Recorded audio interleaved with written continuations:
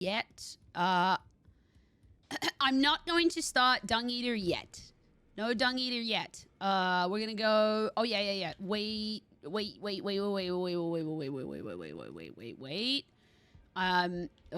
Wrong room. God damn it! I'll get it right one of these days. Fuck me.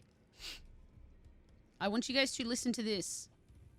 Oh, still need something? This is interesting discussion about Deathroot and the Death Prince. Good morning, Poon Dog. How are you?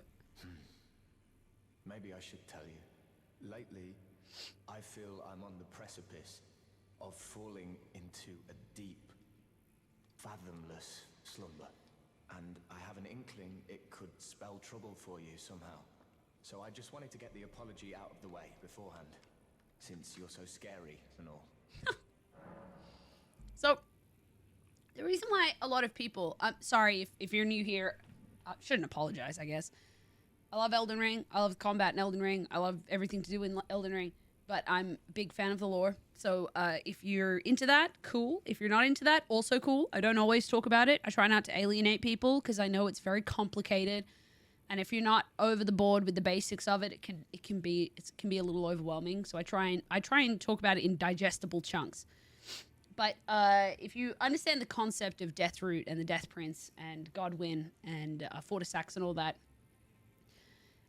what we've learnt so far about Rogier is that I believe it's put that he stared at the face of the Prince of Death for too long, and now he is infected with Deathroot. And that is the one that's underneath Limgrave Castle, Stormvale Castle, I should say.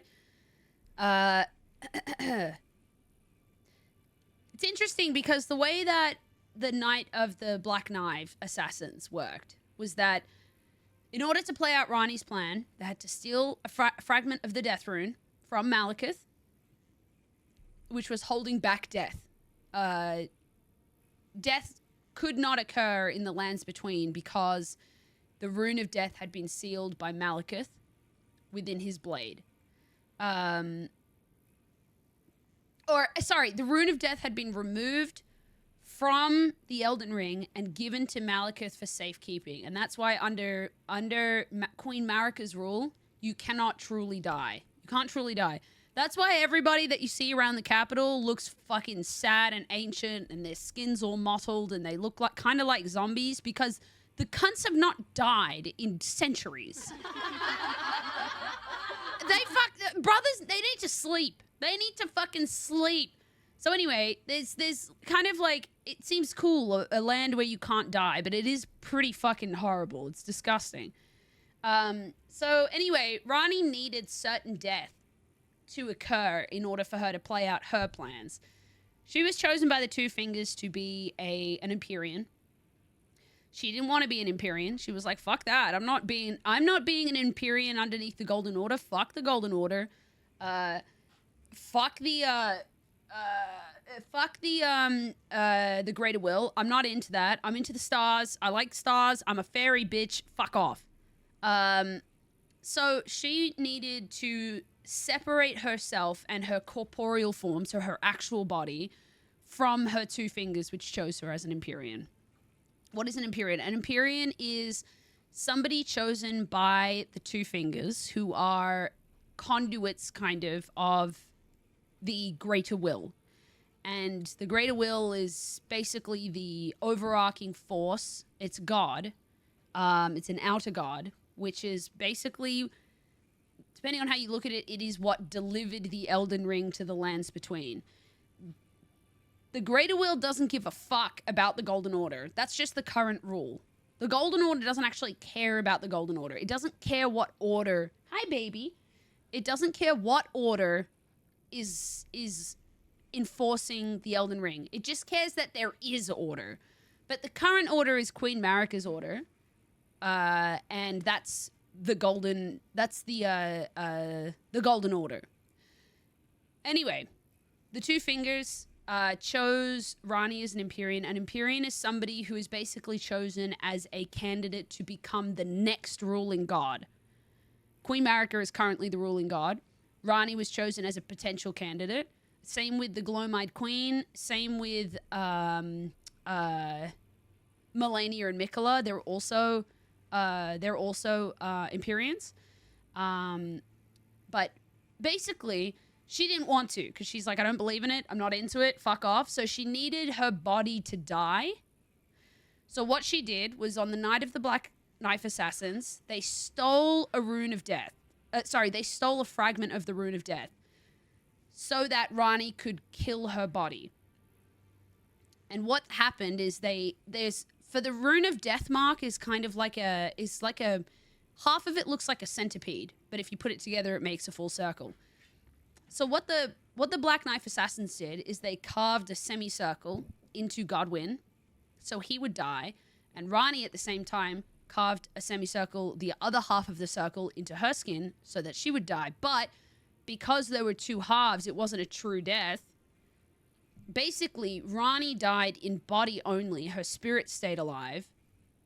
And Godwyn died in spirit, but his body stayed alive, which ended up being the root of the Deathroot. The root of what is a relatively new thing to the Lands Between, which is those who live in death.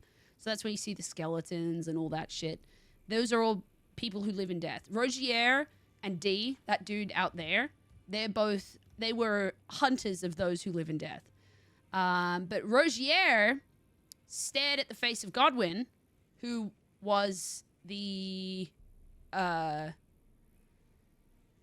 dude who died, whose spirit died, but his body stayed alive. I promise this is going somewhere. And therefore ended up being infected with Deathroot. So now he's kind of about to fall into what he says is a slumber.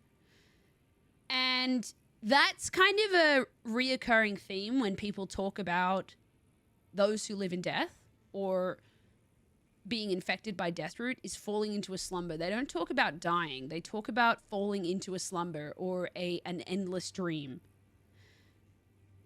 Which is interesting because then that kind of spurs the theory whether Godwyn is actually dead in spirit or whether his spirit has gone to some kind of deep dream space. Why can't I picture who Godwyn is? Well, we never really see him. We do see him, but we don't see him in his form that he used to be in. A lot of people are theorizing that the DLC is going to be about Godwyn. Godwyn was the supposed firstborn son of Godfrey and Queen Marika. So he was a demigod. But there's a lot about Godwyn that we don't really know as well. But Godwyn is the bloke we see underneath the capital in the roots of the tree, who's that massive fuck off being that kind of looks like a scallop, kind of a merman. We see him underneath the capital in the tree roots. It's actually kind of hidden. Sometimes a lot of people miss it. And that's where we fight Fortissax in his dream realm. That's as part of Fia's quest line. And you can have there's an ending for those who live in death too. Hey, baby girl. But anyway, that's one of my favorite endings of the game, actually. At least lore-wise, that's one of my favorite endings. But it's interesting what Rogier says there when he says, I'm about to fall into a fathomless slumber. Because then a lot of people theorize, like I said, that Godwyn's spirit might actually not be entirely dead. And it may just be that his spirit is in a deep sleep somewhere. Which would be really cool because Godwyn's awesome. I love Ranni, but she did kill my boy Godwyn. And for that, I will never forgive her. I love Ranni, don't get me wrong. Big Ranni fan. Her ending is probably my favorite ending. That and the Flame of Frenzy ending, at least visually. I'm fucking wearing her hat. Like, I love Ranni. But she killed my boy Godwyn. She did kill my boy Godwyn. For that, I cannot forgive her. Savage Cabbage. What a great name. Welcome in. You're loving the lore dump? Awesome. I'm glad you do. But I try and keep it in chunks like that. That's pretty much all I had to say. But yeah, it's the lore in this game is crazy. Crazy. Who are the good guys in this game? What is the best ending? That is really... I hate to give you a vague answer, but it's really up to you what you feel like is a good ending. In my opinion, a lot of people wouldn't agree with me on first glance. A lot of people wouldn't agree that choosing the Death Prince or Those Who Live in Death as an ending would be a good ending. And it's kind of boring, like in terms of the visuals of it. Visually, it's a bit of a boring end. But lore-wise, because that's what you've asked, what's a good ending? Lore-wise, I think it's actually a very good ending. Most people choose Ranni's ending because it is such a mysterious ending, and basically it's saying, everything's fucked, let's just do something entirely different. Stars sound cool, Ranni's pretty, let's do that ending. That was my first ending. That is by far and wide most people's favorite ending. Because it indicates that we're going to do something very different that is actually incomprehensible to us as a player. We don't actually even know what an Age of Stars would look like. We don't even know. But all things considered, it'd probably be the best ending. But I really like Those Who Live in Death, because I feel like a lot of people are like, oh, well, those who live in death, they're skeletons, they look scary, blah, blah, blah, blah, blah. And I'm like, yeah, they look scary, but that doesn't mean that they don't have a right to live. They live, they are those who live in death, but they are still those who live in death. They're alive. That means they have rights. They have a right to exist and live. Just because they're a new phenomena and they look a bit scary and people feel that they're weird, it doesn't mean that they don't deserve to live, because they do live. So I really like that ending. Probably the worst ending lore-wise is the Chaos ending, because you literally kill everyone. Everyone dies. It's just like, okay, cool, everyone's dead. Cool. All right. We just kill everybody. Literally melt them all away. So, but at the same time, visually, it is such a cool ending. Like, it is, that's actually the first ending. That's the ending I'm doing in this playthrough, is a Frenzied Flame ending, because it just looks so, it's so cool. It's so cool. Someone stop it! Yes, Hades Gamma! Destroyed, Knuckles. Destroyed. Is a man of the cloth, so I'm going to try and get the Gold Mask ending. Yeah, that'd be cool. Well, I will be doing Gold Mask questline. I've never done Gold Mask questline, so we'll be doing that in this playthrough too. It's a cool ending, and it's definitely a fun one. Yeah, definitely a fun one. Fia's ending is the Those Who Live in Death, yeah. So that's Godwyn, the Death Prince, Fia. That's that ending. Fia's ending is entangled with Ranni's. No, I wouldn't say so. I wouldn't say so.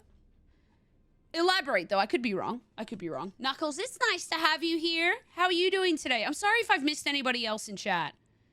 You've seen fan art of Ranni? I bet you have! Speaking of Fia's questline, when last I was at the table, I didn't actually see Fia. Let's just go back there. Let's finish off her questline inside there. Inside. Ow! My heel. I hit it again. Fia, Fia, Fia, Fia, Fia. Huh. I am pleased to see you again. Would you like me to hold you once more? Now, come closer. Ready? Ready?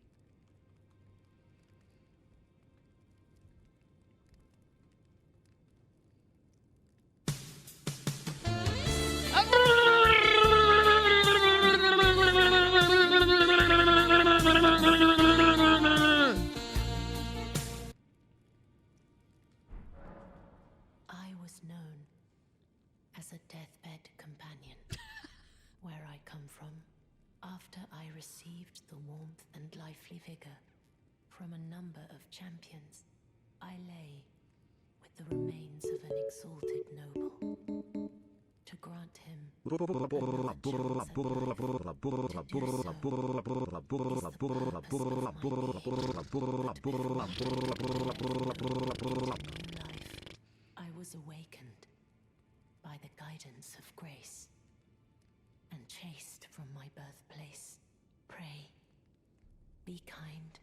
Despite all that, I still wish to be a deathbed companion.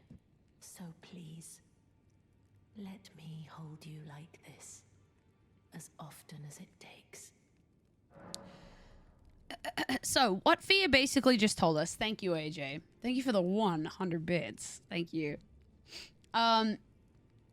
What she's just told us is prior to being called by Grace,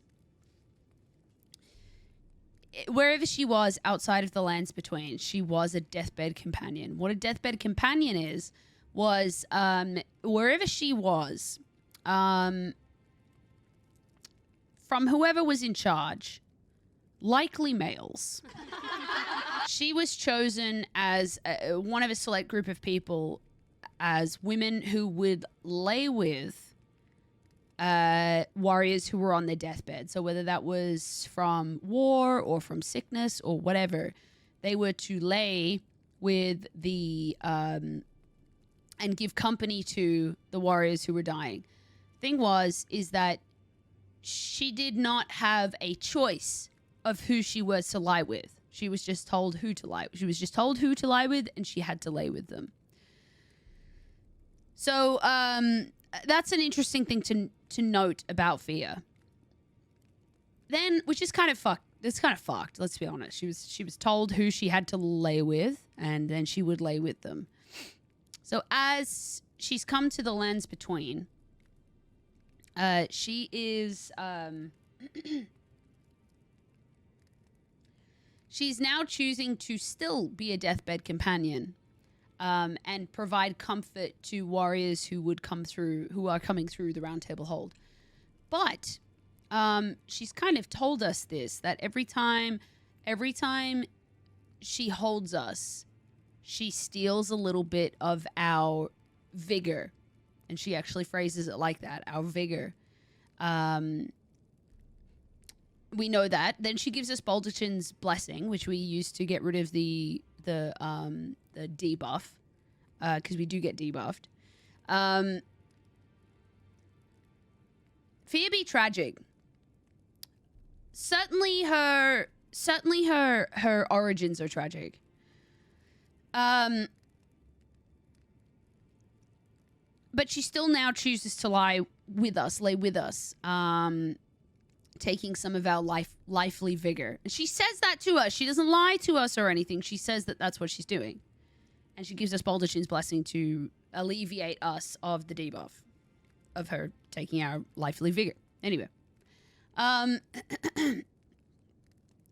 As somebody who is a deathbed companion, she's very used to being around death and in the company of death and in the moments prior to death.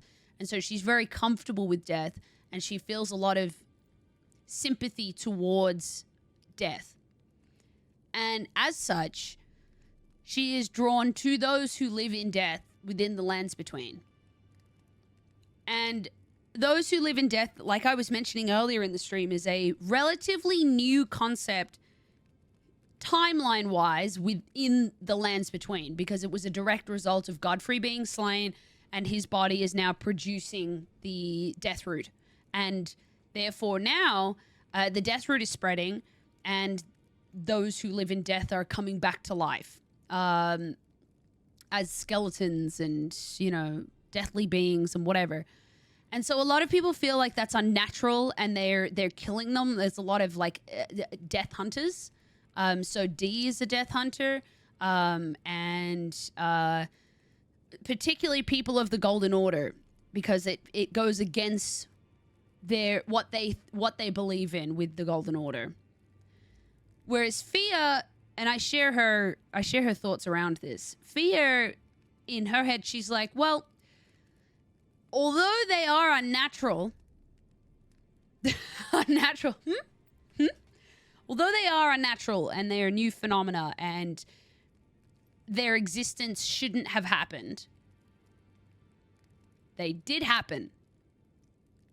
And they are death. They're dead, but they live in death. So they still live. They still live. And Fia's like, well, they live. They therefore deserve to live. It doesn't matter whether it was a mistake that they happened or a tragedy that they happened. They do live. And so she firmly believes that they have a right to live and a right to life because they exist. And so it's kind of hard to understand the nuances if you're just kind of playing the game for a first time, for example. But Fia actually, in my opinion, that's why I really like the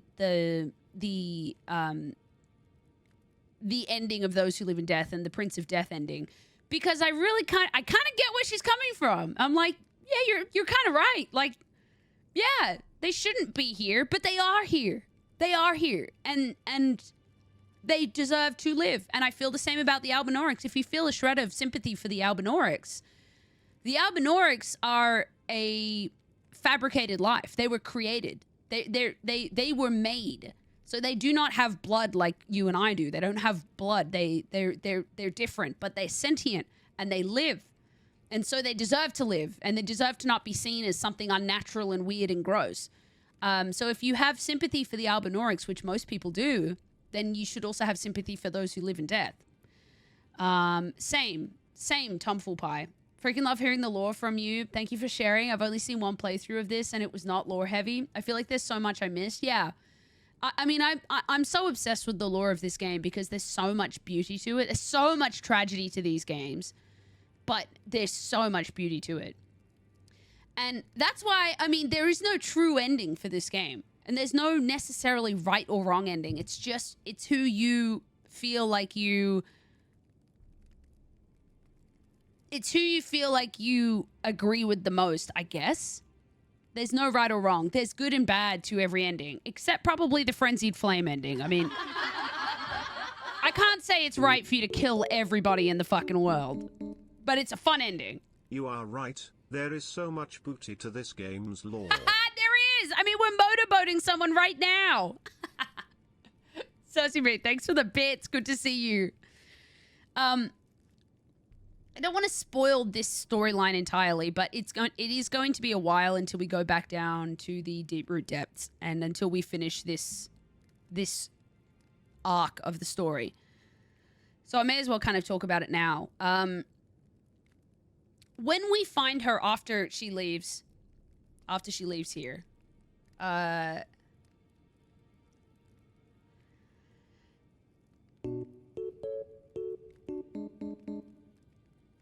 Killing everyone is always a valid choice. I mean what? Cersei B, I agree. What? Thank you for the bits. Thank you. So I can't remember the specifics of it. I apologize. But when it comes to D, who's outside in the round table hold, fuck it. He has a twin brother, and we actually saw him just before. He's outside where you fight the twin gargoyles. He has kind of lost it. He's kind of lost his mind because he went down to the Deeproot depths. That's why he's very near where you teleport to the Deeproot depths. And he actually saw the corporeal body of Godfrey, who was the root of the Deathroot, the body where it's spouted from. He's alive, but he's not there. And he went there to try and slay Godwyn. Did I say Godfrey? Godwyn. Happy 1 year anniversary. The reliever sauce ship, flying saucer. 1 whole meets a 5 year? Meat sauce jar meets a 5 meatball meets a 5 spaghetti monster meets a 5 meat sauce god meets a 5 meatball meets a 5 meat sauce jar. Flying saucer. Meat sauce god with 12 months. My goodness.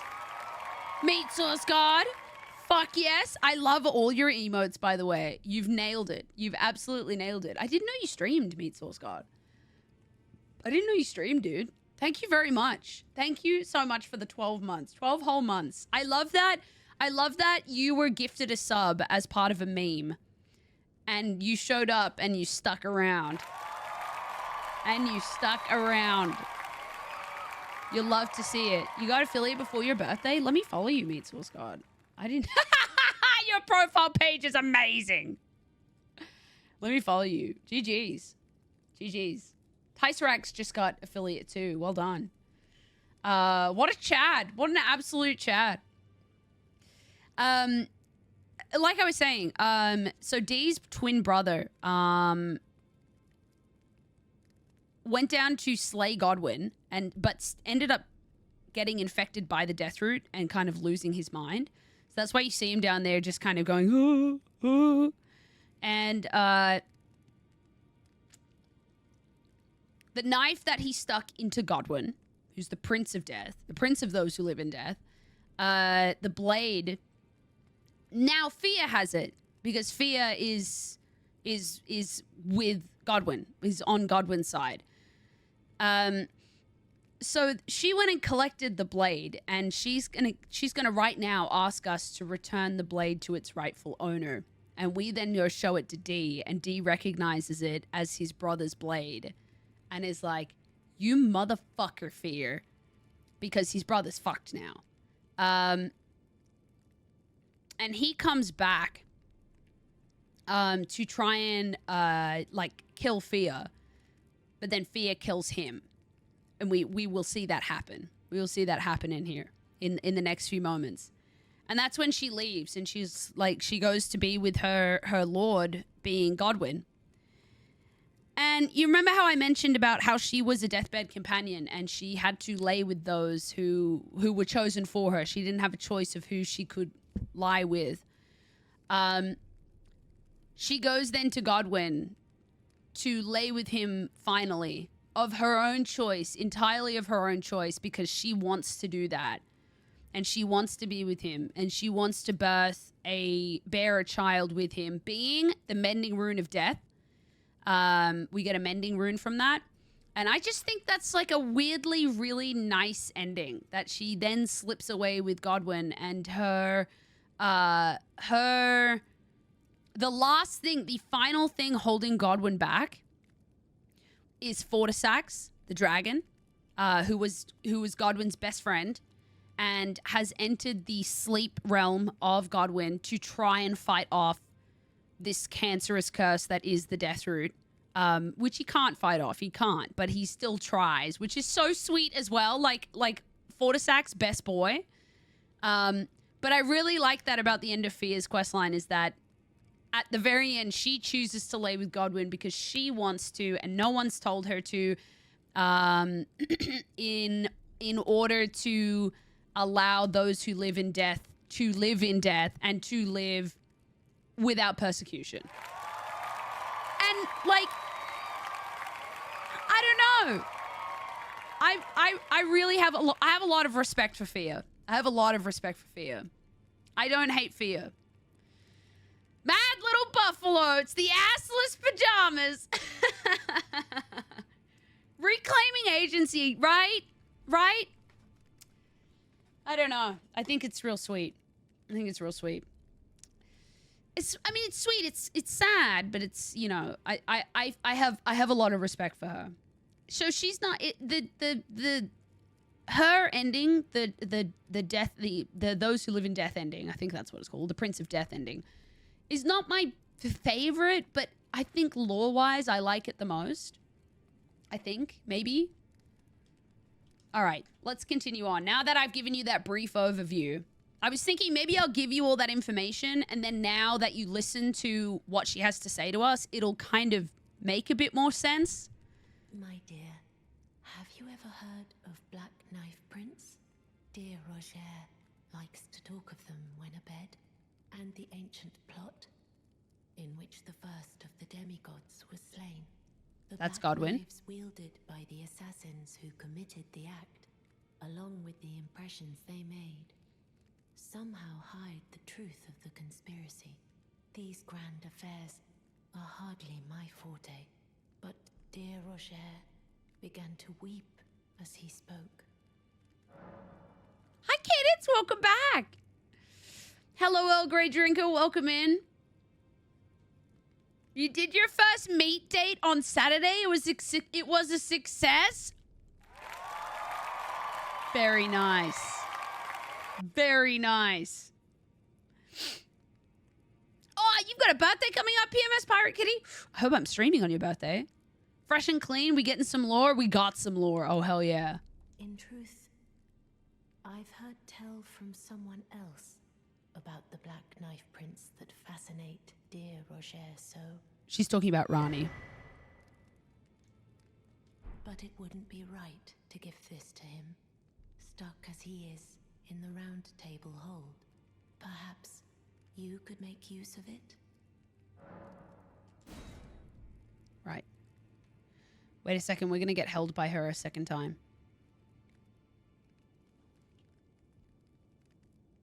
Oh, I don't know yet, PMS. I don't have a schedule. I am pleased. Would you like me? The blessing. Would you like now?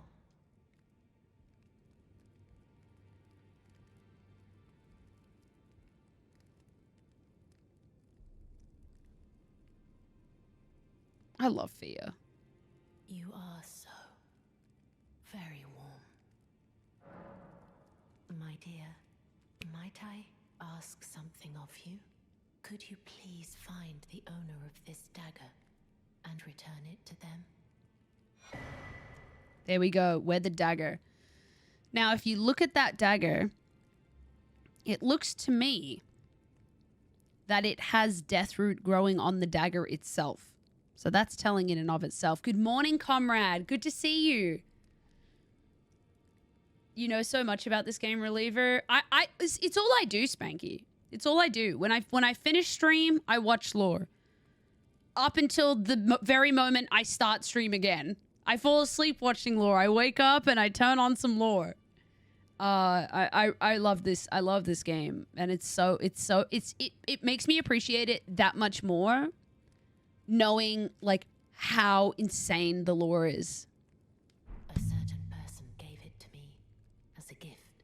It's a very precious thing. It must have a special place in the owner's heart. So I would like for the original owner to have it back, if you wouldn't mind. So that's the dagger. That's the dagger that was attempted to... it was either kill her or to kill Godwyn. Again, that section of this story, I'm a little lost on when it comes to Dee and his brother and the dagger and all that. But basically, they're hunting. They're trying to hunt and kill all those who live in death and kill Godwyn and kill her. They'd fucking be very happy to kill Fia. Don't you worry about that. But she's like, because Dee's twin, who was also a hunter of death, he's all fucked up now because he stared at the face of Godwyn for too long and he's infected by Deathroot and everything. He got too close. Something about the dagger. Anyway, now he's off in fucking knockering out of his mind because of that. And his brother now, she's asking us to return the dagger to his brother and be like, a gift. And he's going to be like, what the fuck? You son of a bitch! You know? And then, anyway, we'll see what happens. I'd like you to find the owner of the dagger I gave you and return it to them. It's a very precious thing. It must have a special place in the owner's heart. Then good day to you, my dear.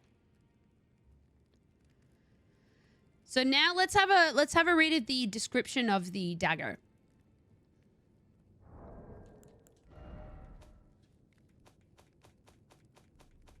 I should have gone the other way. Where's that dagger? Where's that dagger? Dagger received from Fia, Deathbed Companion. She wishes for it to be returned to its rightful owner.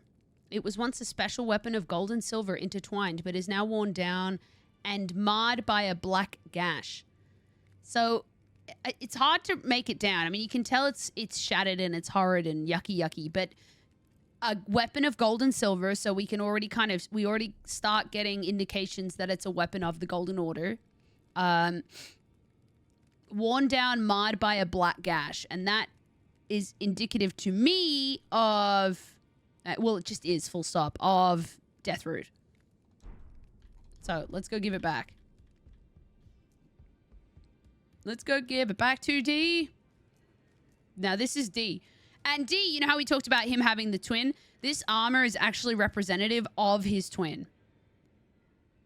And how close they are as twins. As you can see, he's literally connected to it.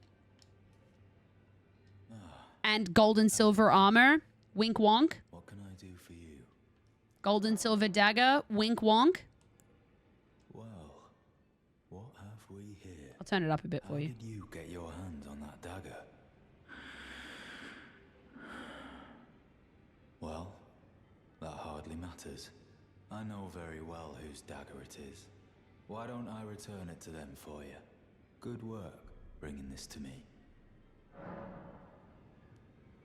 So by that, wink wonk, he's saying, I'll return it to them, wink wonk. How fucking dare you, Fia? I'll go and fucking kill you, don't worry. All right, so now let's leave and we'll come right back. We'll come right back. Let's just go anywhere, literally anywhere. And then we'll come back.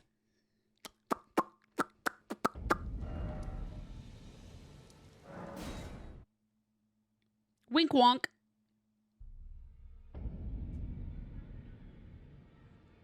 I know that song, Blind Dragoon. I should do lore through streams. Do you think so?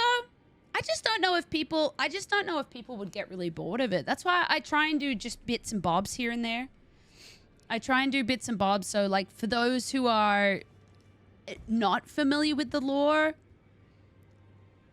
don't feel like alienated if they come in halfway through about something. Because it can be really confusing. So I just try and do like chunks of it, like explaining fears rather than explaining Fia and Godwyn in context of, you know, like the Golden Order and who Godwyn was and why he's dead, and Ranni and the Black Knight of the Black Knife Assassins and Fortissax and the Great War and the War of the Dragons and the friendship there and blah blah, you know, because there's so much surrounding just this story, but I try and just squash it down to explaining just what's happening there rather than trying to get everything in. I'd love to do streams where I talk about everything, don't get me wrong, but I don't want, especially being ADHD, it's very easy for me to go off on tangents like that. So it's a big challenge for me to try and talk about the lore. But I love talking about it. I really do. The friendship bear, the friendship dragon. Giga Wicket. Hey all, just started my first all bosses run by region. Doing a Faith Blood incantation build with the Godskin Stitcher. Nice. Fun build. I hope you enjoy it. Good plan. I'm glad you like it, Spanky. They wouldn't guarantee you keep things spicy. I'd watch all the... Really? Really, Cadence? It's been done before, but you have your own unique take. Love hearing you speak about the lore. At least speaking on YouTube videos. I would love to... Like I said, I would love to. I really would. But I wouldn't want to risk, you know... There's so many amazing... like phenomenal essay lore essay breakdown videos on YouTube, and amazing creators who put them together. I don't want to like feel like I don't know. I just feel like not flood the market, but I just feel like I don't have anything like new to add to the discussion. Or any hot takes about it, I guess. So I don't want to just like regurgitate basically stuff that's already known or stuff that's been said, I guess. Oh, certainly. I mean, I watch a lot of Smog Towns lore videos. I love Smog Towns. Visually, Vati Vadya definitely like nails it. Visually, Vati Vadya is on a different level, and I love his voice. I love his tonality. I love all that stuff. But when it comes to the lore itself, I feel like I really appreciate Smogtown stuff because it's really specific, it's really in-depth, and god fucking damn, does that motherfucker pay tributes to everybody, even just like really subtle ideas. He will say, I got this from this video, this amazing creator helped me translate this person did this person did this person did this, and then I'm like, I like that. I love that. I love people who actually source where they got different ideas from.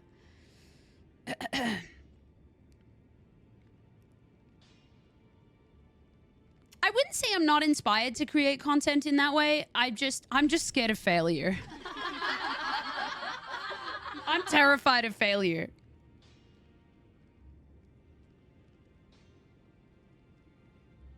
Keeps telling me to check them out. Yeah, Smogtown's really good. Really good. If you want some, like, starter videos, I can give you some. He's really, really awesome. 11 out of 10. Yeah, and I also like even that when he releases a new video, if he's changed his mind about something, which every good creator should. If you're into lore, you should be very fluid in being able to change your opinions. And I mean, 2 years after the game, people have very different opinions on the lore and much more knowledge about it as opposed to when it first came out. So your opinion should change. But when he's released a video and he's changed his mind about even like a really subtle aspect of it, he'll address it in newer videos and he'll be like, by the way, this video here, I changed my mind about this actually due to this reason here. And I like that a lot. The entire Elden lore videos, 3 parts, or like 13 hours long. Yeah, they're really good. They're good because he's kind of stuffed them all together, but they are also, just so you know, they're kind of like compilations of all his other videos where he's kind of stuffed it all together, so you can just watch the whole thing if you want to. But the like hour-and-a-half chunks of videos that he does, he's kind of put them all together in a timeline that makes sense, I guess. Motherfucking Jones, how are you? All right, she's gone. All right. You know what time it is? You know what time it is, chat? Now that Fia's gone, you want to know what time it is?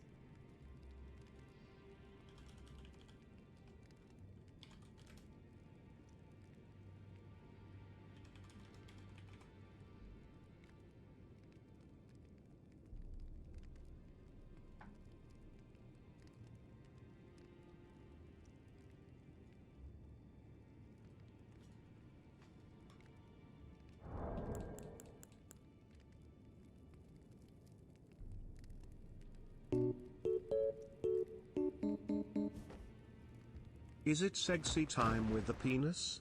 It's not. It's Sleepy Time Junction.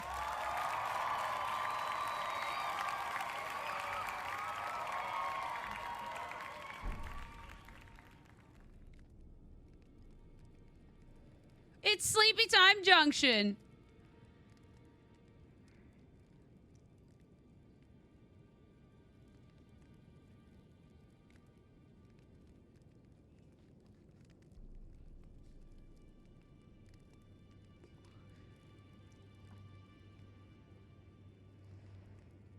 That's it. That's the whole bit.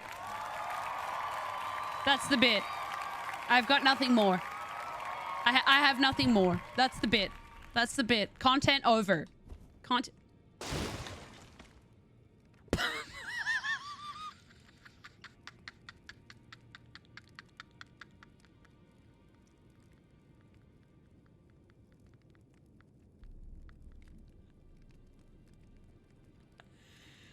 Katanas! Roll!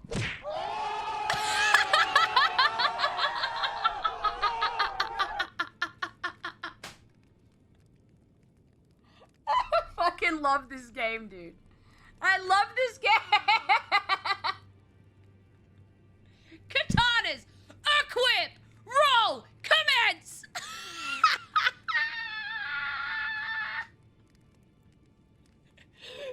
Someone clip that? That was so weird. That was so weird. We've got to have that. We've got to have that. That's got to be in the clip machine. It simply must. The whole bit, Sybil. The whole bit. There's no more bits. There's no more bits. There's no more bits, and don't try and tell me otherwise. Okay, speaking of lore. Cersei B, thank you for the bits, by the way. Speaking of lore, now we're about to get some more lore. Now, before we even go in there, there are some roots now growing out of D. And what appears to be Fia kneeling next to him. Remember we talked about that dagger and how there was Deathroot in the dagger?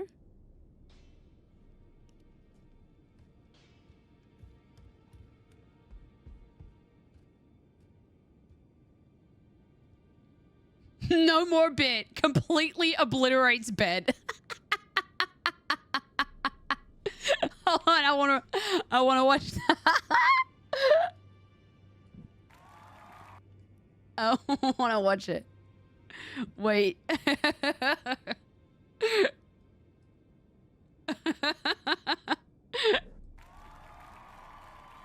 the bit. I've got nothing more. I have nothing more. That's the bit. That's the bit. Content over. Content.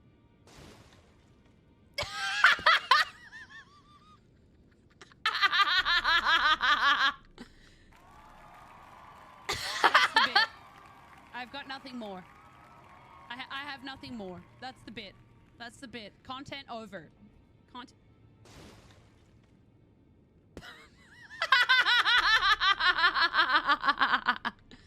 Shing!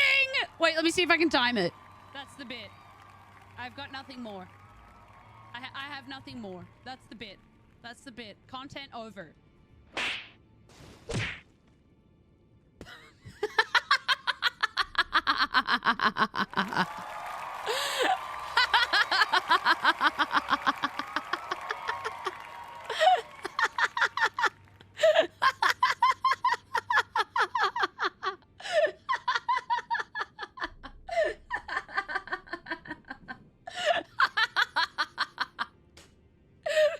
Fuck, I love that.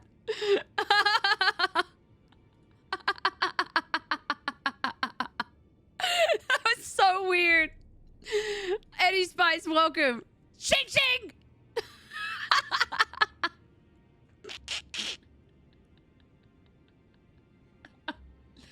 Oh yeah, we have a clips channel that you can pop it in, Moski. You can the suggestions channel is more like things that I need to be reminded of that I asked for from stream, or if people have a suggestion of something to add to the stream or something like that. Yeah, six clips.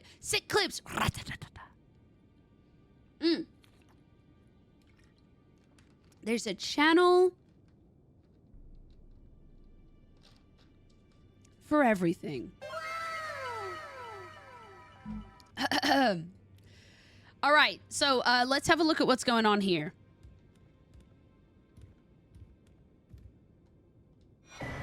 D's bell bearing, twinned helm, twinned armor, twinned gauntlets, twinned greaves.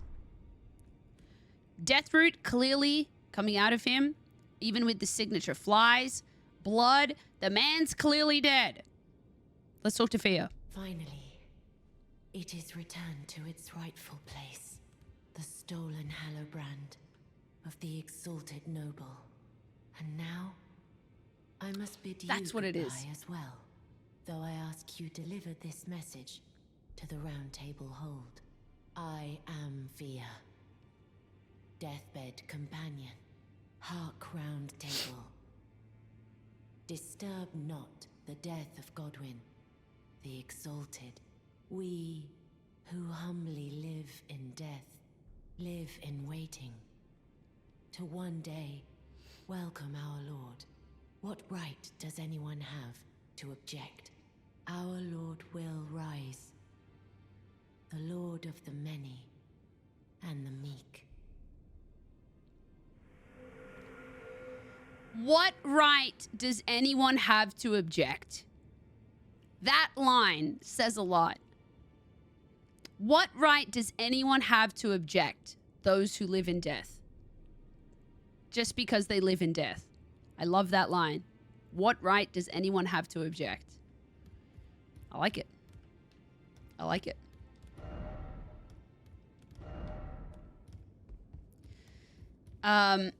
So it had to do with the hallowbrand. That's right. I'm a little rusty on that lore. Just that section when it comes to the brothers, the twin brothers. So I'd have to go back and rewatch that, rewatch a bit of content on that. But when we come out here, Rogier should be dead now. Or dying.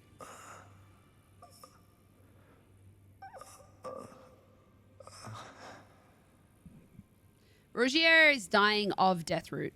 And slowly and painfully, unfortunately. He was a hunter of those who live in death, and kind of when he became infected with the Deathroot, kind of changed his mind on a few things when it comes to those who live in death. So what I think we should do now is go down to the Deeproot depths. And remember what Rogier said to us the last we spoke. He said, I feel myself fading and slipping into a deep slumber. I have to apologize in advance. I feel like at some point I may cause... not verbatim, sorry. I feel like I may cause some trouble to you in the future, so I apologize in advance. And what we will see is Fia is able to summon those who lay with her. So Rogier was one of them. We were one of them. I don't think she summons us, but she summons specific people from that we may know from the Table of Lost Grace. But also, what's really cool about when she summons people is in Elden Ring, your character, your exact build, your weapons, incantations, talismans, it actually gets uploaded to the server, of course, but it goes into like a pool that the game then can grab from randomly as 3 of the champions that Fia pulls. So one of your builds, any of you guys who've played this game, one of your builds may show up and I may have to fight as part of my fight with Fia, which I think is really fucking cool. So let's go down to the Deeproot depth, which is where we will find Godwyn. I wasn't planning on doing this area tonight, but now that we are talking about this particular side of the lore, I think it'll be interesting to come down here. So let's go ahead and let's go ahead and kill the old mate here.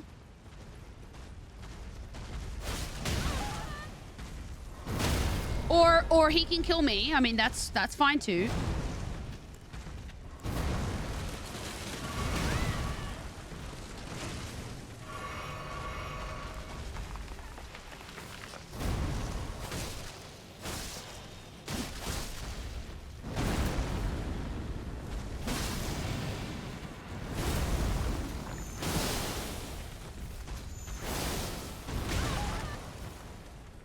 Ran out of stamina.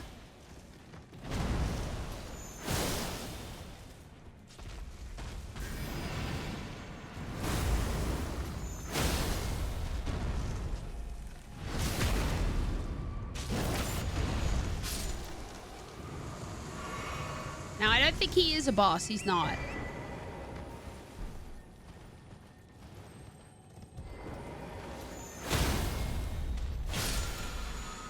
Oh, Jesus! Fucking ants scared the shit out of me!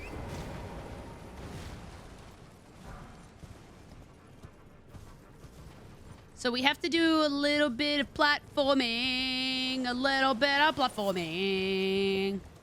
A little itty bitty of platforming.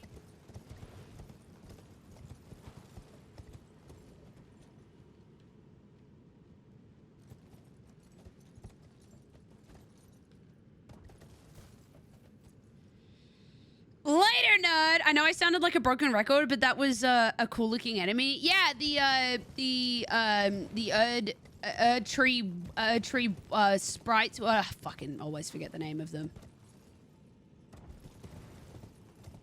Fucking the trees, the protector trees, the tree protectors, the tree fuckers. Let's go up here.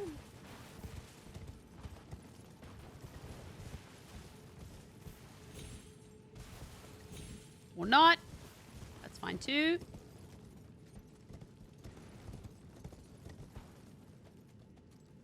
Okay, we can't make it down there yet. Brother, I can't see. These, I love these glasses, but they are so old and scratched, and I can't get a new one, a new pair. Fight something. That looks cool.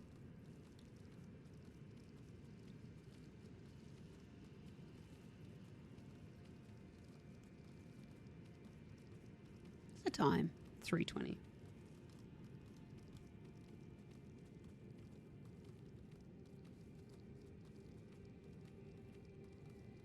That's a little bit better. Still a bit foggy. Nah, they're bad. They're not good. No, not a little bit better. Not a little bit better at all.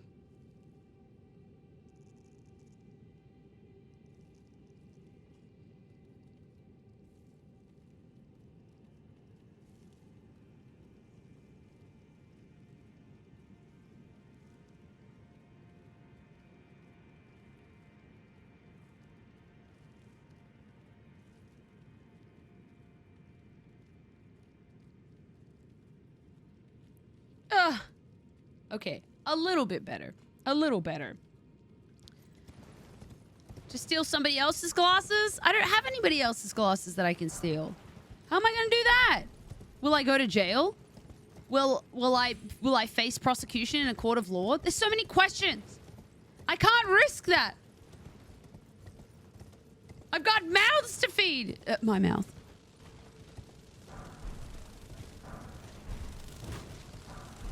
Look at these jerks. Look at these jerks. Jerk ants.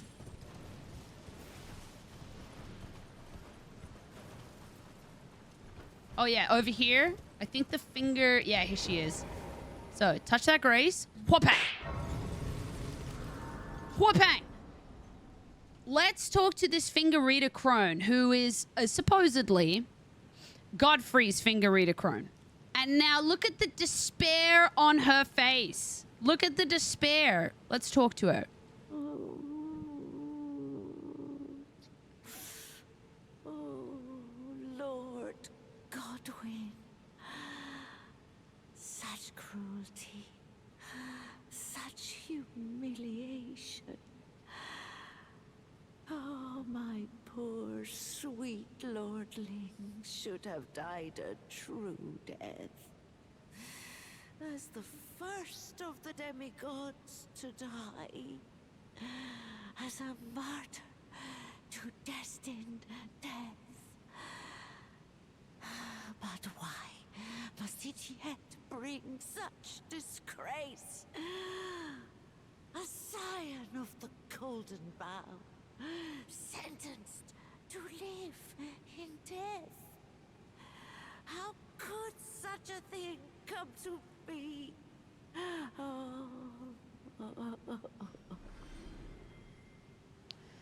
So she's talking about Godwyn, who is now the Prince of Death, who was a demigod. Godwyn the Golden, he was. He was beautiful, had long, flowing blonde hair, very athletic build. We never quite see his face. But you can tell he was beautiful, and he was very, very beloved by the Golden Order and the royal family. Who was part of the Knight of the Black Knives, was killed, or his spirit was killed, and Ranni's body was killed. Therefore, Ranni's spirit survived, but Godwyn's body survived, and the result of that was that his body basically turned into a festering ground and the source of Deathroot, which is now spread beyond, between the lands between, and is infecting the Erd Tree, and it kind of spreads throughout the roots of the Erd Tree. And it's fitting that we are in the Deeproot depths. We are directly underneath the Erd Tree right now. So that's primarily how the Deathroot is spreading and has given birth to those who live in death. So we're about to see Godwyn now. We'll kind of speed through here. There are some bosses that I want to do in here, but for lore purposes, let's kind of speed through it. It doesn't take that long. Hey, bedge time, AJ. Have a good bedge, AJ. Thanks for hanging out. You sleep well, okay? Sleep well. I believe it's this one. Yeah. So we did recently actually a lore heavy stream on Godwyn, but we're kind of more so doing Fia right now. So I won't talk too much about Godwyn.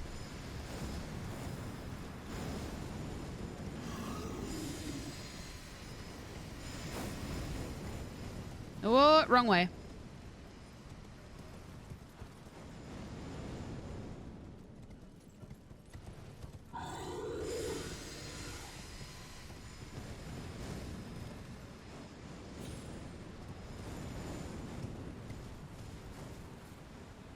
Did I fuck that up?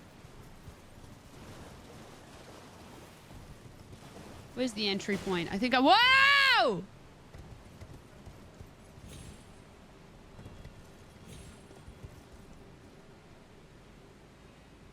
Oh my god. I have no idea how I survived that, but I did. I didn't even know there was a goddamn hole here. Where'd that hole come from?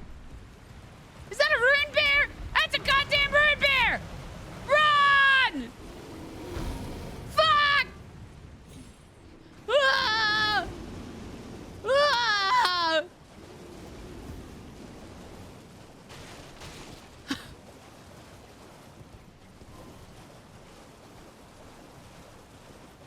All right, let's try that again, shall we? Just get my bearings. That's where I want to go. There.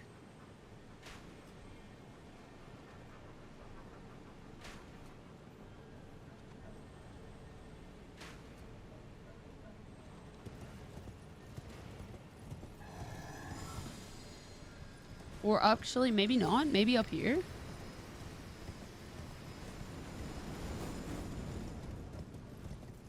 Kind of. Not really. I want to be up there.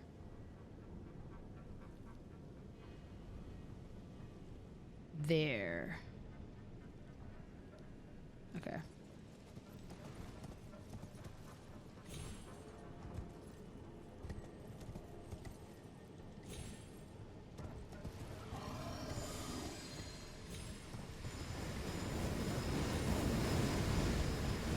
All right, we've made it. We have made it. Touch. Hiya.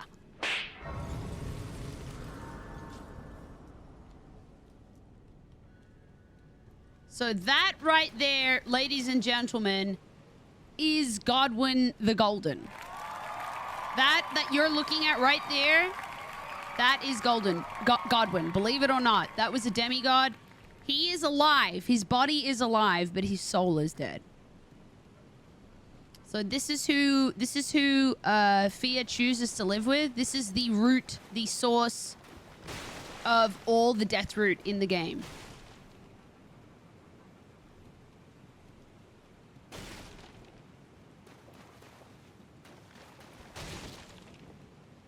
Yeah. What a guy, huh? What a guy.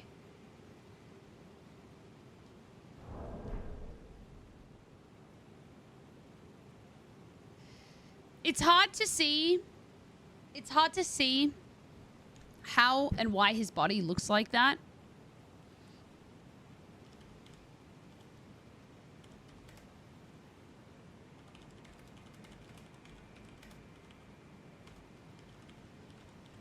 Let me see if I can find you a couple of images which may make this easier for you to understand and see. Just so you can kind of get a visual idea of what you're actually looking at, because it's not easy.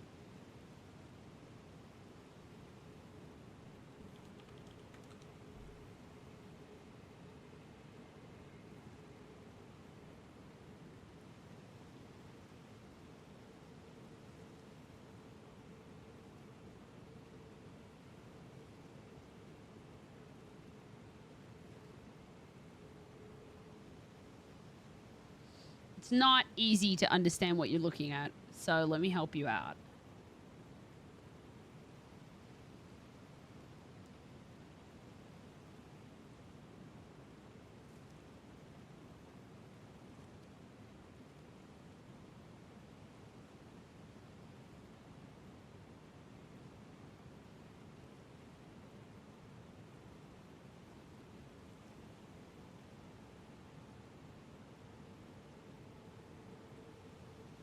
All right, I've got 2 pictures here which will help you kind of understand what's going on with his body. So, let me help you out. So, let me see if I can zoom in.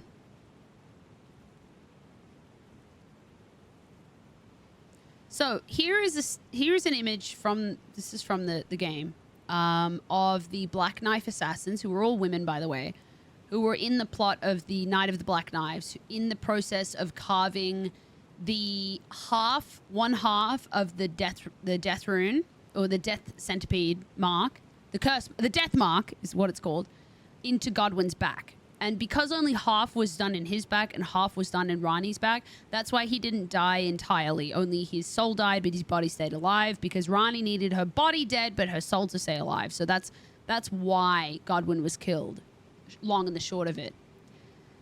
Here you can see, this is what Godwyn looked like. I will add, you never see his feet. We don't actually know if he actually had mer feet. A mer tail. We don't actually know that. You never actually see Godwyn's feet. But yeah, here you can see that's the Cursemark. Check out the way his arms are propositioned. So his head is hanging and slightly to the right. His legs are in that kind of position in front of him, and his arms are hanging out beside him while he's kind of being held hostage while they carve this mark into his back and proceed in the dealings of basically what's happening. So just get a mental note of this image. Imagine him from the front. Imagine this image from the front, and then absorb this.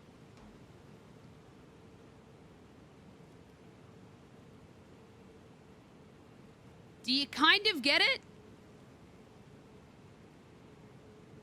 Do you kind of get it?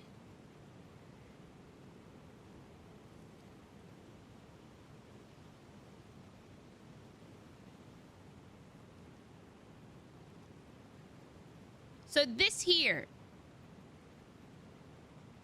these are his eyes, and it's imagine his head hanging forward and dangling like that. A lot of people think that would have been his nose. I don't think it is. I think that's just something on his forehead, right? Those are his eyes, and his mouth is here. And that's just like, imagine like a mark on the front of his head. Here is his hair dangling down. His arms are being held back. That's his body. And he's either grown this fishtail, or he originally had some kind of tail. You can see even this fabric that you can certainly see in this image here too. You can see the long flowing hair, his arms kind of being held back in the exact same position. It's kind of awesome. But if you go then here, back to the game, that's it obviously lit up. Now can you kind of understand his body? Because it's very hard to see like this. When I first saw it, I was like, I have no fucking idea what I'm looking at. Like, no idea what I'm looking at. But that's what his body became after being infected with this Deathroot. Hi, Gishy. How are you? So, let's go ahead and head over here. She's over here, actually, I think. Aha! Now, Fia's champion.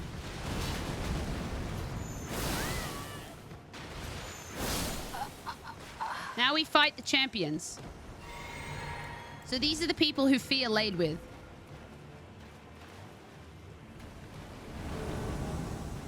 Rogier, there you go. Rogier. Remember when Rogier said, I have a feeling I will cause some trouble for you?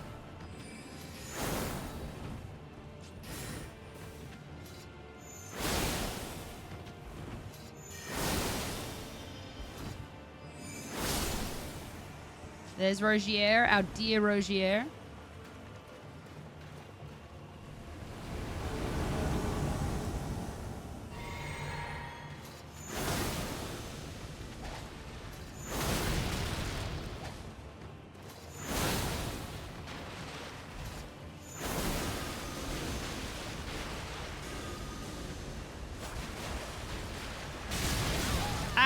That hurt a lot.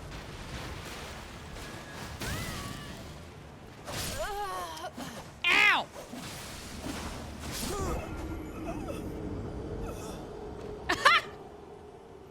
One died. One died. Bastards!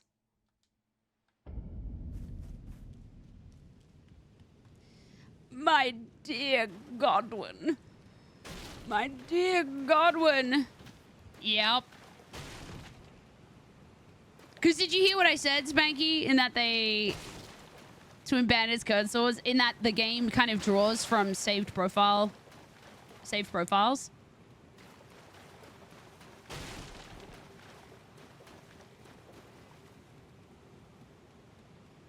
Give me those beans.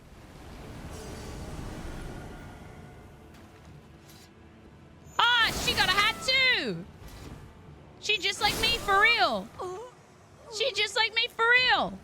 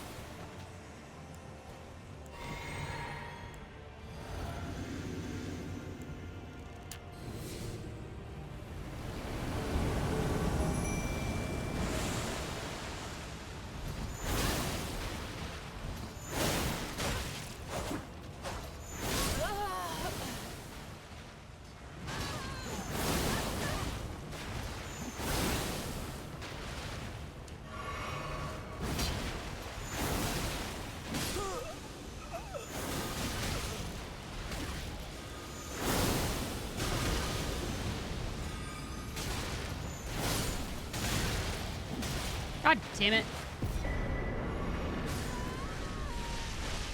Oh no! Oh no! Oh no! Deathrooted! And Fia's here! And Fia's here! A gut spilled.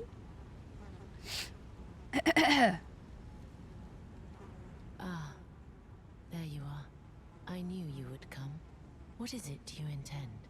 To deny us and our ways, like the dogmatic brutes of the Golden Order? No, I want to be held. You are an odd one. I am the guardian of those who live in death. They call me a foul and rotten witch. You're not. Do you still wish to be held by me?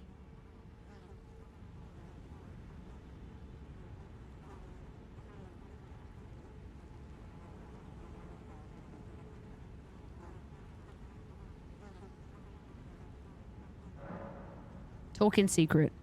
Have you ever seen a Hallowbrand? When the first of the demigods died, his flesh was marked with the half-wheel wound of the centipede. Listen up. Godwyn's Hallowbrand has since been recovered at the Round Table Hold. But there is another Hallowbrand out there somewhere, and I must find it before the time comes we receive our Lord. So D is actually the person, I'm remembering this now. D is actually the person who had recovered the Hallowbrand because his brother went and got it, and that's why his brother's now all fucked up with Deathroot. His brother went and got it. So actually, all this time, the Hallowbrand was at the Table of Lost Grace.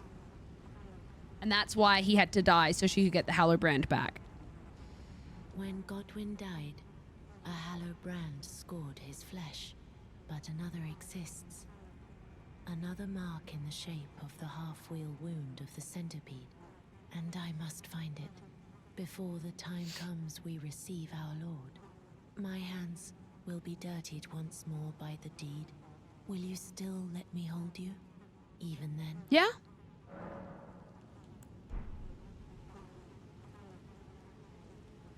So we're gonna go fetch that Hallowbrand.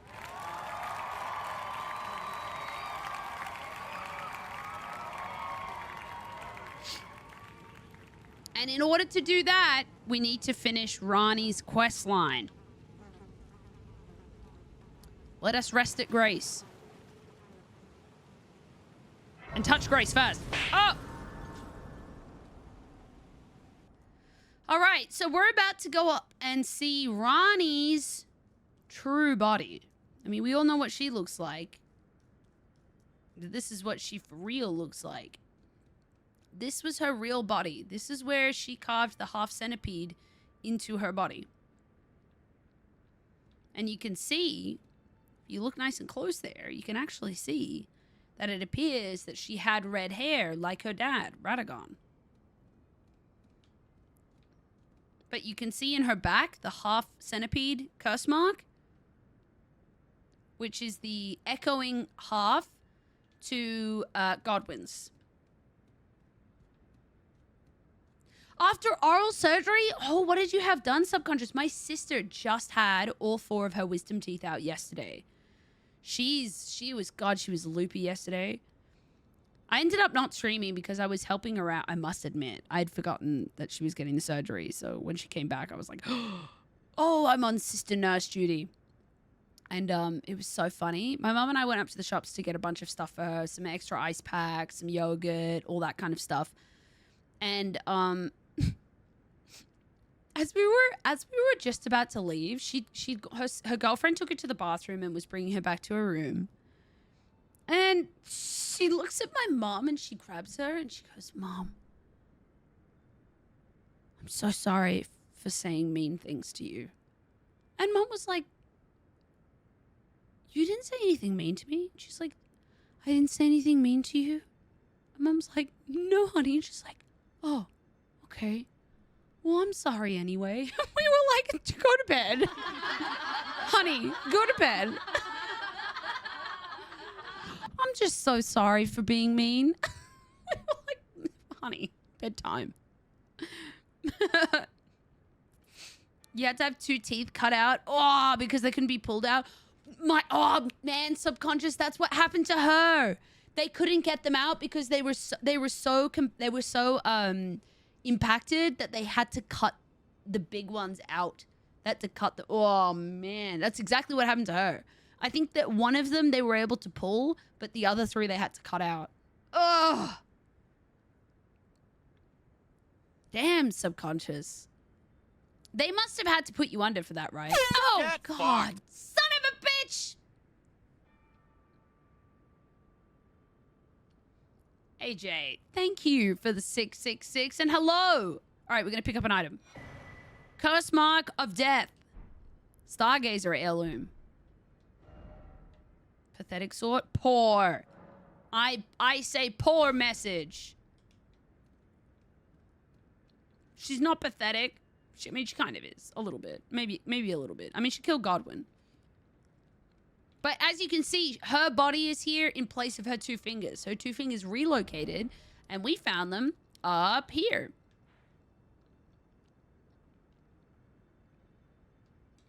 Moonlight altar. Alrighty. So, now that we have that, we are about to go back down to see Fia and Godwyn. We're heading back down here. Let's read the description, though, of the half wheel.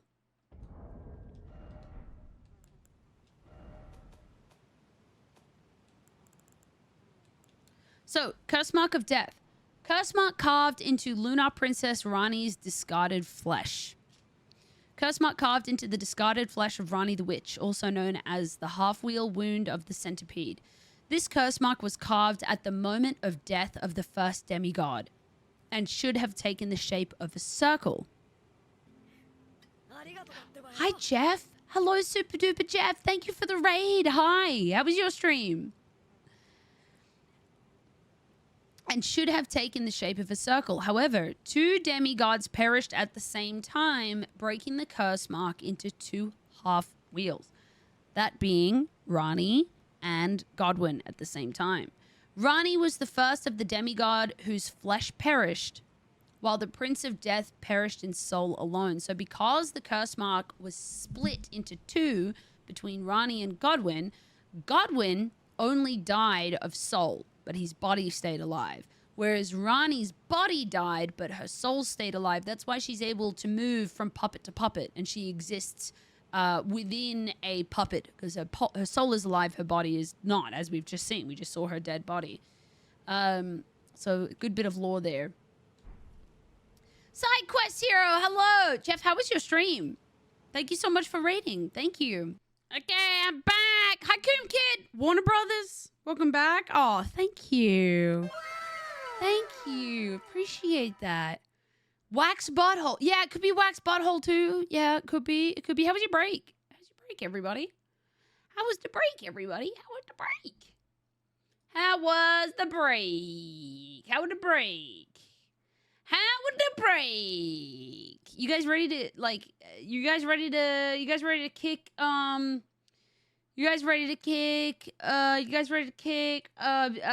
Fortissax's ass?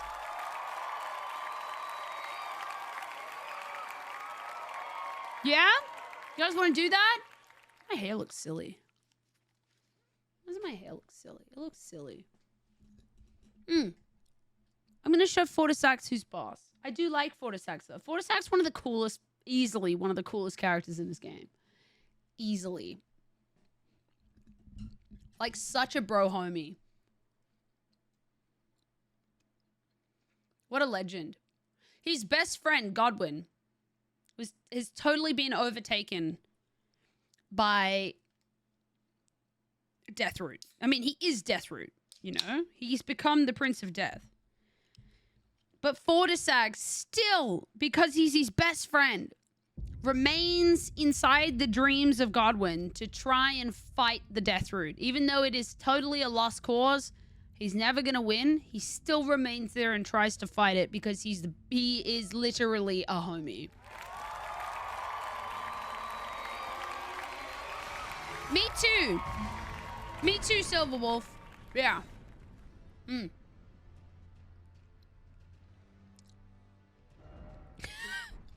Harder, you say? I mean, listen, he is literally made of gravelstone. So he's pretty hard. But the boss fight itself, and this is the thing, you're right. He's so hidden that you may never even find him. He's so hidden. A lot of people miss him. Which is a damn shame. Look at him. Look at that bad bitch. Look at that bad bitch. He's so hidden that most people won't even find him. But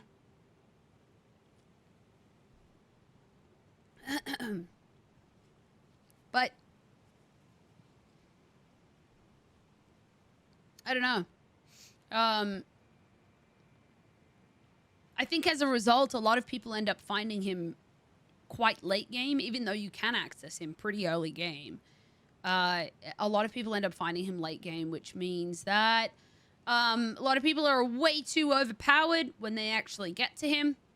So the fight is pretty easy, despite... I mean, Fortissax is the only ancient dragon that can use 2 lightning bolts. Even Placidussax cannot use 2 lightning bolts. None of them can. Only Fortissax. That's what makes Fortissax so fucking badass. At least boss-wise. But he's not a challenging fight, sadly. Alright. Let's talk to Fia.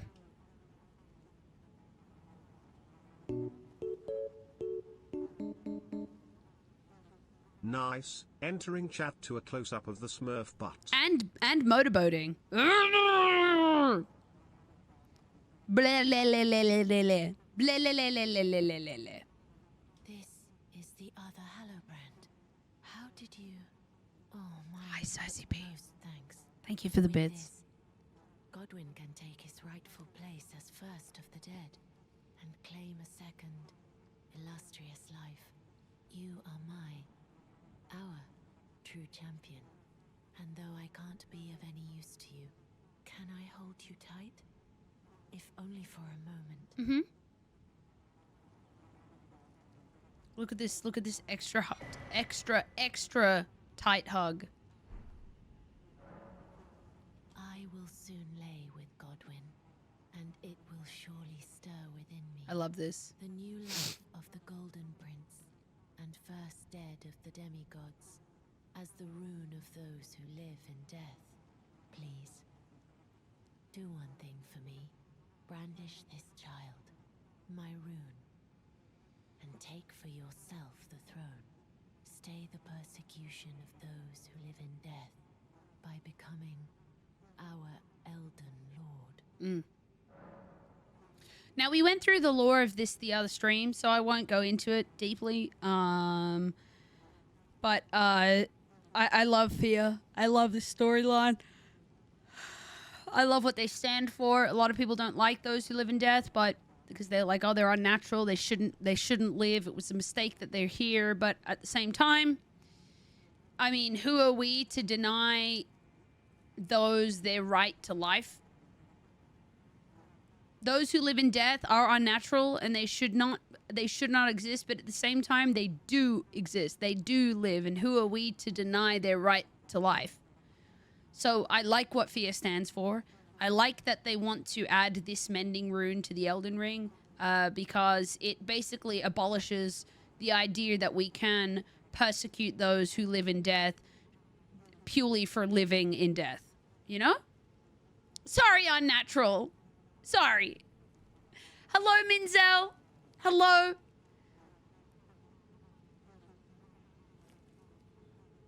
Yes, Mage Runner. Mage Gunner! God, I'll get it right one day. Yes, she is. She is, and I can respect her for that. I can definitely respect her for that. Thank you, Cersei B, for the bits. It's nice to have you here. You said literally too many times. I didn't notice it. I do it all the time. You know, and what I love about her is in her previous life. Previous life is in her before she was summoned to the Lands Between. It's always nice being here. It's always nice having you here. Thank you. Thank you, Cersei B. Thank you. Cersei B, we're getting closer and closer. It's not updated yet today for the stream. But we're getting closer and closer to 350. Hopefully we can make it this month. Hopefully we can. We'll do our best. Fia, prior to her being summoned by Grace, called by Grace to come back to the Lands Between, she was known as a Deathbed Companion. And in a land far away, basically, her role in life, which she didn't have a choice in, by the way, was to lay with those who were on their deathbed. So those being like heroes in battle, lords, kings, whoever. People who were dying, she would lay with them to give them company in their dying moments. And I mean, they're not going to say what that actually means, but you know, you can kind of read between the lines there. Wait, I must have missed what PP points are. Is it how often penis has been said? Because I sure would love to raise that counter by saying penis some more. No! No. Penis, PP as in partner plus points.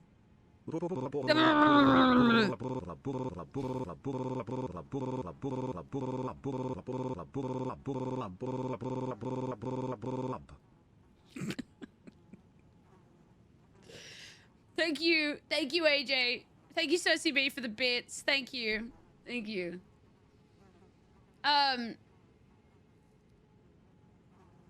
So, Cersei B, because you're tier 3, you've added 6 points to that. We only need to do it for 2 more months. 2 more months, and then we've got it! So, the thing was with her, she didn't have a choice in who she could lay with. She was told who to lay with, in their dying moments. Listen, you can't talk to me while pointing at a big sign saying PP and not expect me to say penis at least twice. fucking glad you did, okay? I'm glad you did. I would have been, you know what? I would have been disappointed if you didn't, Cersei B. Pretty much, Enters. Yeah, pretty much. So, she didn't have a choice in who she was to lay with. She was told who to lay with. But once she traveled to the lands between, she remained steadfast, and she continued to be a deathbed companion. Or not really, but you know, just being the company of those who were on the quest of being a tarnished and becoming Lord, Elden Lord. So she, as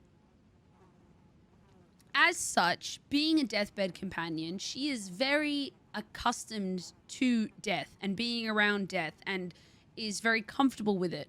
And so it is really understandable why she had a lot of sympathy for those who live in death within the lands between. So it makes a lot of sense as to why she would be compassionate towards those individuals.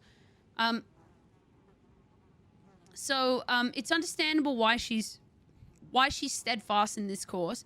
She continues to hold people, because what she does is she basically is taking a certain amount of vigor and life from those that she holds, and she's actually using that life to nurture the child that she will bear with Godwyn, which, spoiler, I mean, it's not even a spoiler, she just told us, to nurture the mending rune of death, which she just gave to us, I think. She just gave that to us. So, oh no, she hasn't made it yet, I'm sorry. She's about to lay with Godwyn. So every time she holds us, she steals a little bit of our vigor, so that she can mend this rune. But, I mean, we don't know that, but the thing is she is really, really, what's the word? Not vocal, but she's very fucking clear. She tells us that that's what she's doing. She doesn't hide that from us. She tells us that she is taking a little bit of our vigor, but she gives us the Baldachin's blessing in return so that we can restore it. She tells us. Let's Fia get killed by the brother in both of my playthroughs when I look at her body. Get wrecked, nerd. I am That's horrible. Hype. That's horrible, Pagan. She's stealing something from me by holding us like that. I mean, all of us feel the same way. Thank you, Pagan and Cersei B, for the 100 bits. So, she's very clear with us. She's very transparent in telling us that that's what she's doing. We don't know why she's doing it, but she tells us that that's what she's doing. I did, on my first playthrough, Tonelica. You're not meant to remember that, damn it. So, anyway, I like what Fia stands for. I do. I love the idea that even though those who live in death, it's almost intended that they give you an icky feeling. They're like skeletons, and they rise from the dead, and they don't fully die, and it's weird, and they look creepy, and right? Like, we're trained by like media and movies that those types of characters, skeletons and all that, they're bad, right? So the game kind of does a really good job of conveying that those things are meant to be bad. And then we see those who are pursuing killing those who live in death, death hunters. So D is a death hunter. What's his name was one. They look all golden, and they have a great presence about them, and they're hunting those who live in death. And we kind of feel like, oh, maybe that's a good thing to do. But if you're astute enough, and you listen enough, and you kind of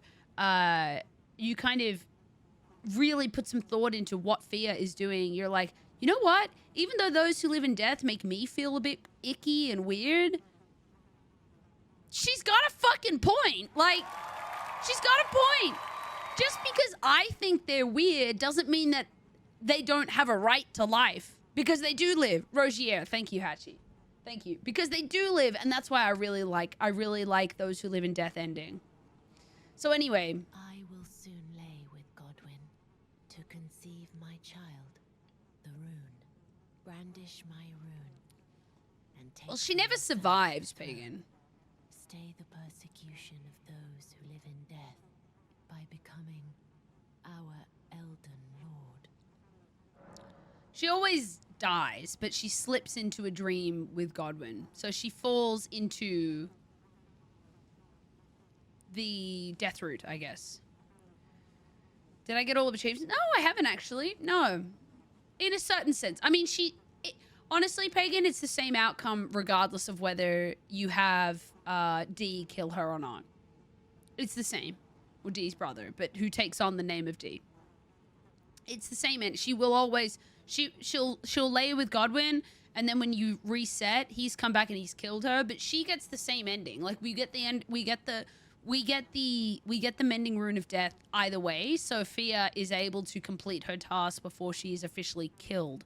But she dies either way, if that makes sense. Then you go and fight Godwyn and you murder him. No, you don't. You don't fight Godwyn. You never fight Godwyn.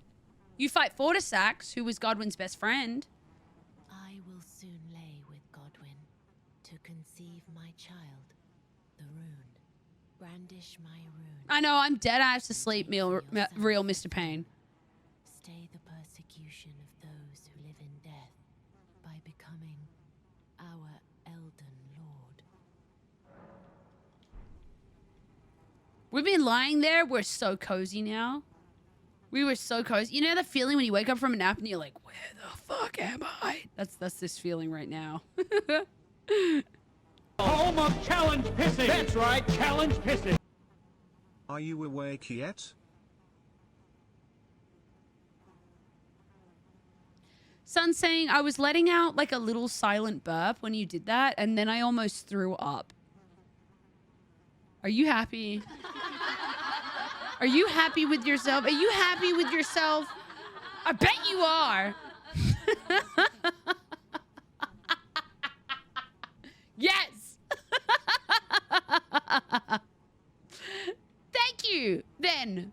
Thank you, then, Sunshine. Thank you for the bits. I don't think I can level up. No, I don't even have any points. But now that we've rested, let us go back. Oh, we have to go in. Sorry, we have to go into the dream. I love you, Fia. Sorry, we have to go into the... Confused Godwyn and Godfrey. Godwyn was the person killed during the... Correct. Yeah. Godwyn. NN. 2 N's. This is goodbye, my dear, but I am satisfied. I choose to lie with Godwyn of my own. Listen to this line. Not the remains of one chosen for me. And I will bear a child who will inherit your warmth too. What greater blessing could there be but to be born a deathbed companion? You hear what she says there? I choose to lie with Godwyn of my own free will. Which is fucking awesome, because in all of her life, she has been given the task of lying with those who were chosen for her. And even the whole time she was lying with Tarnished, who were willing to give her their lively vigor for this cause. It wasn't that she entirely wanted to, she was doing it for this cause, but prior to coming to the lands between, she was told who she had to lie with. She never had a choice of who she had to lie with. But this time, she chooses to lie with Godwyn of her own free will. We stand that! We fucking love that! We love that! Take your independence, girl! Lie with this big fucking mermaid, rotten bastard, because, you know what? I don't care who it is. You want to, so go ahead and do it! Yeah, bitch!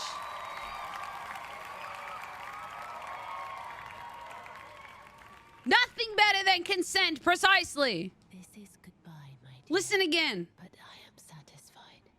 I choose to lie with Godwyn of my own will. Not the remains of one chosen for me. And I will bear a child who will inherit your warmth too. What greater blessing could there be but to be born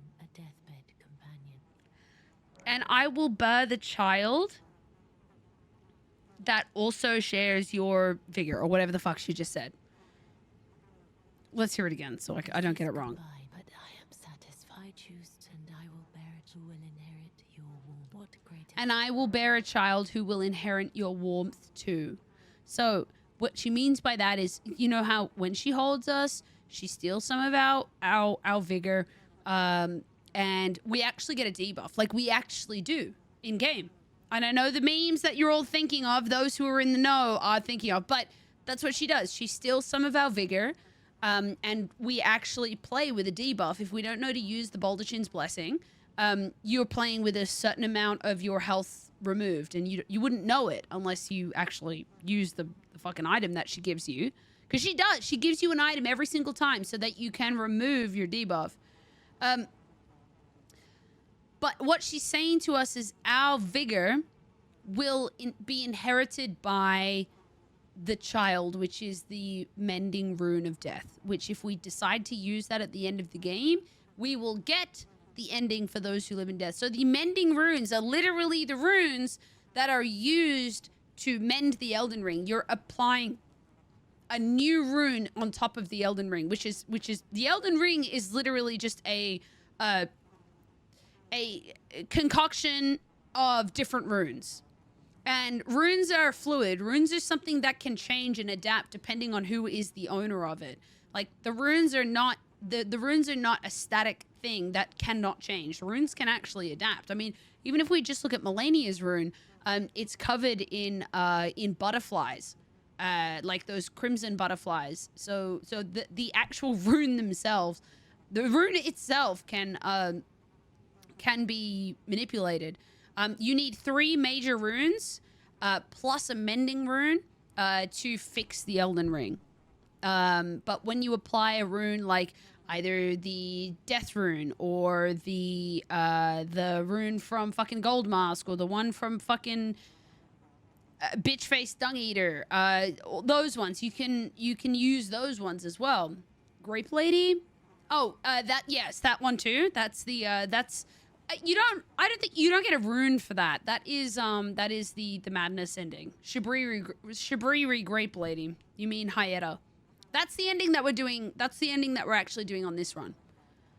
Codeman, welcome, by the way. And when you use the blessing, it takes away debuff and gives a buff. Correct. Yeah, it gives you a buff briefly. Yes. Exactly. Exactly, Pagan. Exactly.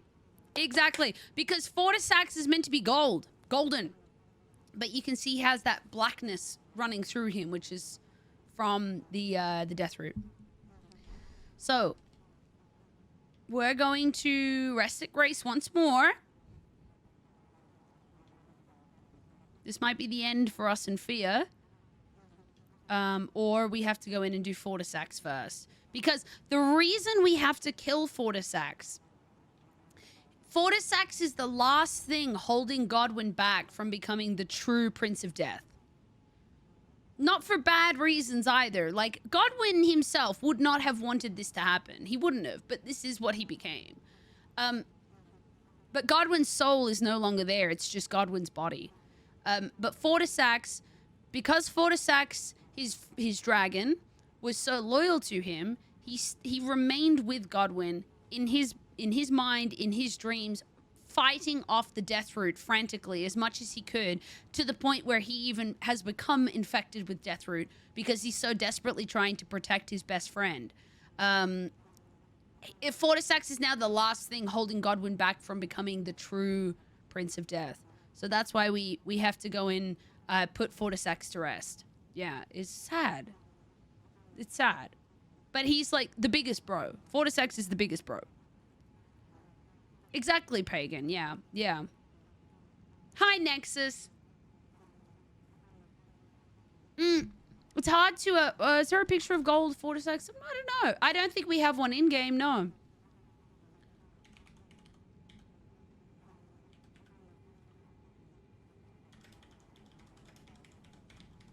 I imagine he would look similar to his sister. It's not really. But I mean, you can see here,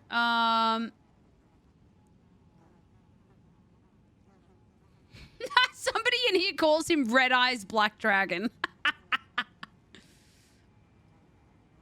You can kind of see here. I mean, you can see here the gold that runs through him.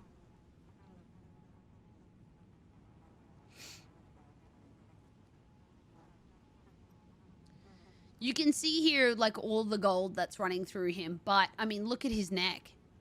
These are all prongs of Deathroot sprouting out of him. That's what all of that is. I might have actually been wrong. I might have been wrong. This might be what he originally does look like with the gold and the black. But look here, even just here down the bottom. That right there even looks like the mermaid tail of Godwyn. And as we know, like, the Deathroot itself is literally Godwyn incarnate. It is his body. Any form of Deathroot that you see is actually Godwyn. It is his body. Yeah, Kit Kat, just post that in the Discord, not in my chat right now. I mean, I'm streaming. Thank you. I know she's like a good friend of mine, but you know what I mean. Like, it's just better to, yeah. But yeah, you can actually see the Deathroot itself growing out of him. So that's actually Godwyn's body infecting him. But the black, I might have been wrong with that. The black might have actually been his body. Man, he's the fucking coolest, isn't he? He is the coolest. God, I love him.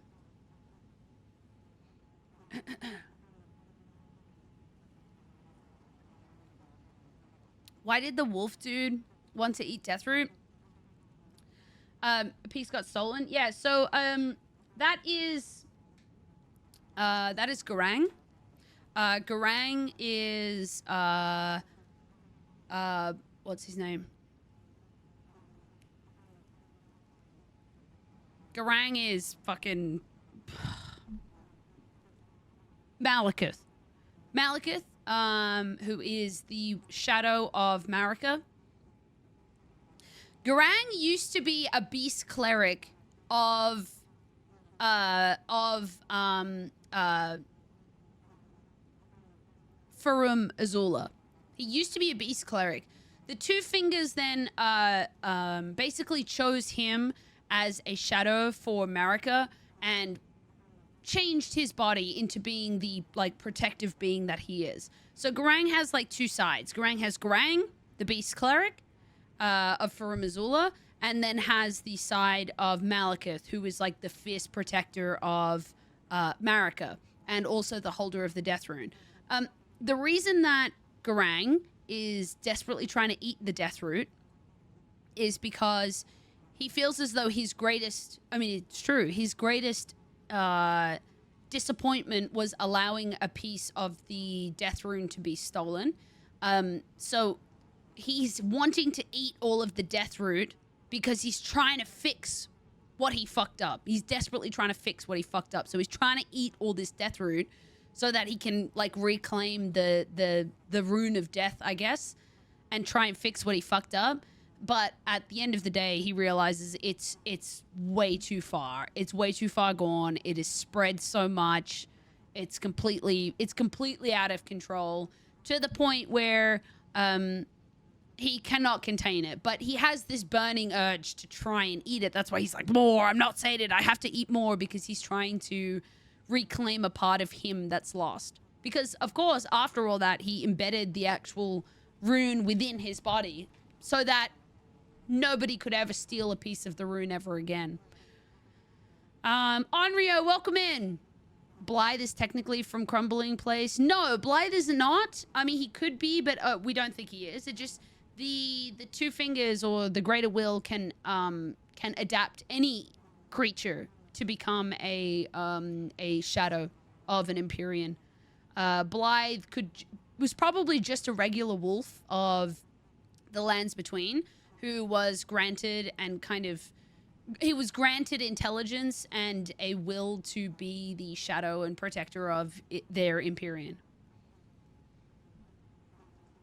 Blue Bikini Stream, that's right.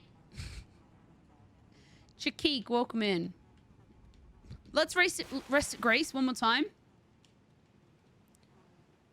played through, but it was over a year ago, so I'm rusty on what little I understood with. But as far as story, I'm waiting on the new DLC to start New Game Plus. But I'm starting to get impatient. Oh,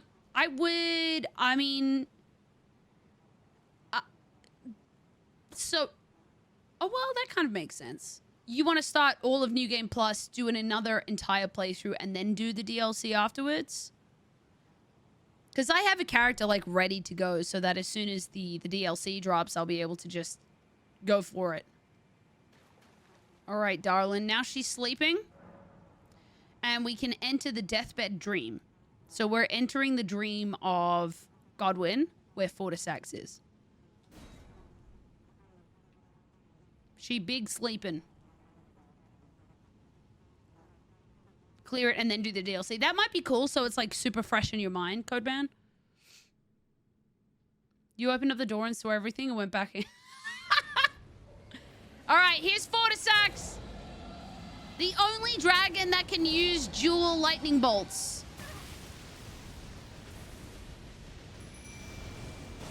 But as you can see, we're being infected with the Deathroot. I mean, we're dead now. But the very fact that he can use Deathroot, I guess, means that he is infected with it. There's no other reason why.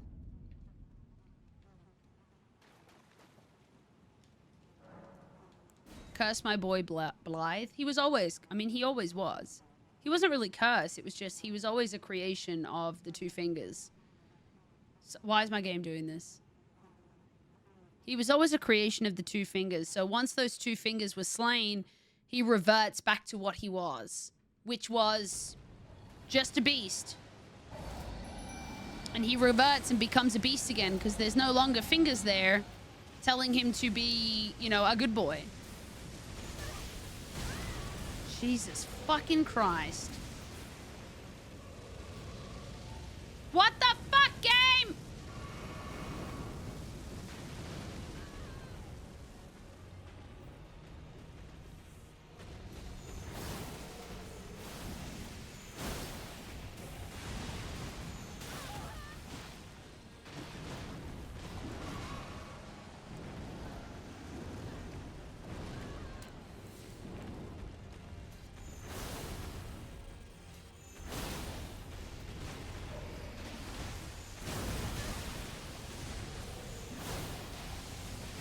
Here we go. There's the 2 lightning bolts. Also, if you look at the skybox, it's the same skybox that is shown in the seedbed curse ending. Look at them. Look at the 2 bolts. Bang.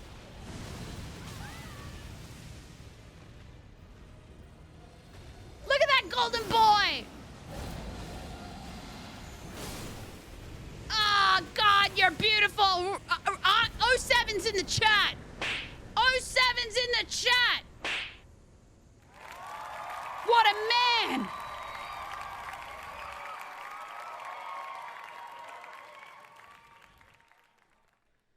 What a fucking G. Original gangster.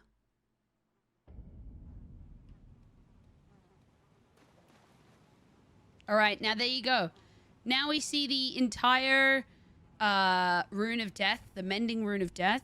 Both sides of the Centipede Cursemark have been restored. We have Ranni's side on the left and Godwyn's side on the right. Actually, I might have that the other way around. I think Godwyn's the left and Ranni's the right. And now we have a complete Mending Rune of Death. Look at that. Beautiful. And she gone. She gone. Let's rest another time. Anyway. You know, I wonder what would happen now if I went and gave the armor to Dee's brother. I wonder what would happen now.